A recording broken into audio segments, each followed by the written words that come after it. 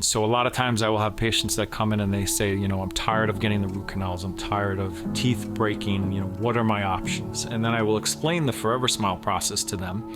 And then obviously the big question is cost. What does this cost? What type of investment is this? And that is often where sometimes patients may be sticker shocked, because if they haven't researched this process, typically, the average cost is around $55,000 to $60,000. We've been able to bring that cost close to about $40,000 on average.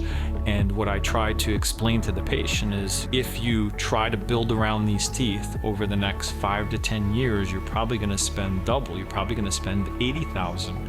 But forget the money for the monetary factor. How about the time factor? Meaning you're going to live at the dentist for the next 10 years. Maybe making more of an initial investment now, but in the long run, you're going to end up spending less time and less money into your teeth.